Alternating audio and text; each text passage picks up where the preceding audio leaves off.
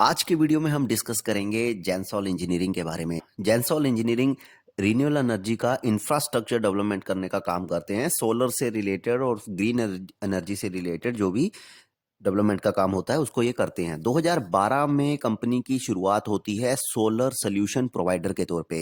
Renewable energy का बड़ा business group है और सोलर वैल्यू चेन और रिन्यूएबल सर्विस में इंजीनियरिंग और कमीशनिंग से रिलेटेड सर्विसेज देते हैं। इनके दो नए प्लांट लग रहे हैं, जिनमें से एक पुणे चाकन में जो कि 1200 कार पर मंथ मैन्युफैक्चरिंग के लिए तैयार होगा। ये जो कार यहाँ पे बनेगी वो 3 व्हील होगी और 2 सीटर होगी। इसके अलावा इनका दूसरा ईवी मैन्युफैक्चरिंग प्लांट जो कि सानंद गुजरात में है, जो कि 5000 कार पर मंथ की कैपेसिटी से लग रहा है, वो 4 व्हील 4 सीटर कार होगी। 17 अगस्त को जेपी मॉर्गन ग्रुप की एक रिपोर्ट भी रिलीज हुई थी जेंसॉल इंजीनियरिंग के बारे में, और इनके बड़े प्रमोटर्स जो हैं उसमें निखिल बोहरा जी नाम और अशनीर ग्रोवर जी का भी नाम इनमें आता है। कंपनी के फाइनेंशियल्स की तरफ चलते हैं तो कंपनी का मार्केट कैप है 2428 करोड़ का। करंट मार्केट प्राइस चल रहा है 1987 रुपीज। स्टॉक भी 90 पे चल रहा है और रोस चल रहा है 12.4% पे। आरओई है कंपनी का 21.4% पे। चार्ट पैटर्न में देखें तो पिछले कुछ सालों में काफी शानदार इसमें तेजी दिखाई दी थी। स्टॉक प्राइस लगभग 100 रुपए से 2000 रुपए तक आ चुका है।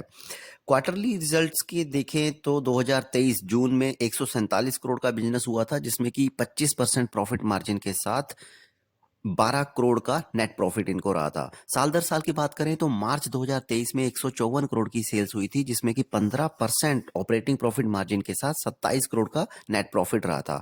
कंपाउंडर सेल्स ग्रोथ देखें तो पिछले 10 सालों की 86% है।